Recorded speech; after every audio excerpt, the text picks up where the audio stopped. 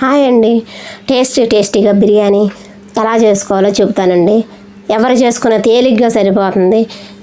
జాయింట్లు తెచ్చుకున్నాడు మా అబ్బాయి. బిర్యానీ ఎప్పుడు బయట తెచ్చుకోనరా, నాకు ఓపిక లేదని అంటే, నువ్వు చేస్తేనే బాగుంటుందమ్మా అన్నారు. చాలా బాగుంది అన్నారండి.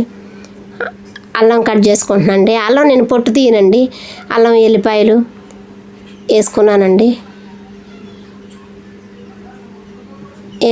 అల్లం పొట్టు తీస్తేనంట ఏదో ఉంటుందండి దాంట్లో. జాయింట్లో అన్నీ కట్ చేయించుకున్నానండి. ధనియాలు, దాల్చిన చెక్క, మనం ఈ మసాలాలన్నీ వేసానండి. పువ్వు, బండ పువ్వు అవన్నీ. 5 గ్లాసులేమో బియ్యం పోసుకున్నానండి. మాకు 2 పూటలకు సరిపోయిద్దండి. మేము ముగ్గురు ఉన్నాము. మాకు 5 గ్లాసులు అయితే 2 పూటలకు సరిపోయిద్ది. మన రైస్ కుక్కర్ గ్లాసే. కడిగి ఒక అరగంట సేపు నానబెట్టుకోవాలండి. వీటిని శుభ్రంగా కడిగేసి మళ్ళీ ఇదిగోండి ఇవన్నీ వేయించుకుంటున్నానండి. ఇందాక చూపించినవన్నీ మీకు బిర్యానీ మసాలా, గసగసాలు అన్ని ఇవన్నీ వేగిన తర్వాత లాస్ట్లో బంద్ చేసి గసగసాలు వేసానండి. అది కూడా టేస్ట్ వచ్చిద్దండి. ముందే వేసేస్తే అవి వాటిని ఎగిపోతాయి కదా, ఆరిపోయినాయి. మిక్సీలో వేసానండి. మిక్సీ పట్టుకుందామండి ఇప్పుడు. ఇది కూడా మరీ పౌడర్ మరీ మెత్తగా అవసరం లేదండి. ఇలా కొంచెం బరకగా కొంచెం బరక ఉంటే సరిపోయిద్దండి. దీంట్లో ఎసురు వేసుకున్న ఒక పొయ్యి మీద ఉప్పు వేసుకుంటున్నానండి. కొంచెం ఆయిల్ వేసుకుంటే సరిపోతుంది.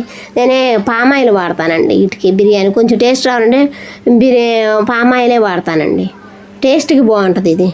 ఈ పచ్చిమిర్చి, ఉల్లిపాయలు, టమాటాలు ఇవన్నీ కట్ చేసుకొని ఒకదాని మీదే ఆయిల్ పోసుకొని ఇక్కడ కూడా పామాయిలే పోస్తున్నానండి. టేస్ట్ రావాలంటే ఇదే కరెక్టు. కొంచెం నెయ్యి వేసుకుంటున్నాము. కాగింది. ఇక ఉల్లిపాయలు, పచ్చిమిర్చి వేసేసానండి ముందు. అది బాగా చిటపట అంటదని వీడియో తీయడం కుదరదని దాన్ని తీయలేదు. కొత్తిమీర, పుదీనా వేసుకున్నాను. పుదీనా, కొత్తిమీర వేసేసుకున్నా. ఏం మగ్గిపోతున్నాయి. కొంచెం అల్లం వెల్లిపాయ కూడా వేసేసుకుందాము. దీంట్లో కూడా ఇది మరిగిపోయిందండి. దీంట్లో ఇప్పుడు టమాటాలు వేసుకుంటున్నానండి. 2 పొయ్యిల మీద పెట్టాలి. చాలా కష్టం అండి. ఇటు ఎంత కష్టమో, ఏది మర్చిపోతానో అని భయం. దీంట్లో ఎసురుగా ఆగింది. మళ్ళీ దీంట్లో బియ్యం వేసుకోవాల్సి వస్తుంది. మన ఆడవాళ్ళకి ఎంత కష్టాలోనండి. అల్లం వెల్లిపాయ వేసుకున్నాను, గరం మసాలా వేసుకున్నాను. ఇప్పుడు తిప్పేసాను. ఇప్పుడు అవి ఉడికినాయిగా జాయింట్లు వేసుకుందాము. జాయింట్లు 5 తెచ్చాడు మా వాడికి బాగా ఇష్టం అని. సరే చీక చేస్తున్నాను కదా అని వాడు నేనే తెచ్చుకొనిలే అని వేసాను. ఇప్పుడు కూర వేస్తున్నాను. ఉప్పు, పసుపు, కారం మన టేస్ట్కి తగ్గట్టు వేసుకోవాలండి. మనం ఇంట్లో అందరం తింటాం. ఒక్కొక్కళ్ళు ఉప్పు కారం తక్కువ తింటాం. మన ఇంట్లోనే ముగ్గురు ఉన్నారు. ఒక్కొక్కళ్ళు ఒక్కొక్కటి ఉప్పు కారం కావాలంటారు. అందుకనే మీడియంగా వేసుకోవడమే.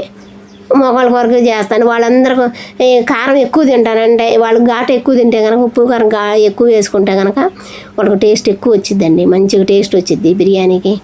అదే సీక్రెట్. ఇక అది ఉడికింది. కూర కూడా ఇది హాఫ్ బాయిల్ అయిపోయింది. ఇవి దాంట్లో వేసుకుందాము. ఇక అది సిమ్లో పెట్టేశానండి.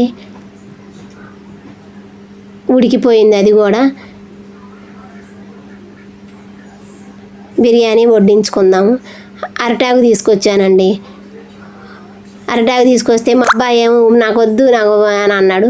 ఇక మా అమ్మాయికి అరిటాకులో పెడుతున్నాను. అది ఎలా ఉంటుందో అనుకున్నా. బాగుంటేనే వీడియో తీద్దాం అనుకున్నానండి. బాగోకపోతే వీడియో తీయకూడదు అనుకున్నాను. ఇక బాగుంది కాబట్టి అంటే తీసానండి. వీడియో పెడదాం అనుకున్నాను. బాగుంటే పెడదాం అనుకున్నాను. బాగుంది కాబట్టి పెడుతున్నాను. ఇదిగోండి ఇప్పుడు మా అబ్బాయికి పెడుతున్నాను వేడిగా. ఇంకొంచెం పెట్టించుకోరా అంటే, కొంచెం చాలమ్మ, మళ్ళీ ఇది తిన్నాక మళ్ళీ తింటాను, మళ్ళీ ఆరాలి కదా అని అన్నాడు. వాడు పాపం బిర్యానీ కోసం టిఫిన్ కూడా చేయకుండా ఖాళీగా కూర్చున్నాడు. మా అబ్బాయికి ఎంత బిర్యానీ అంటే అంత ఇష్టం. మరి బయట తెచ్చుకున్నప్పుడు ఎప్పుడు బాగలే ఏదో వంక చెబుతూ ఉంటారు.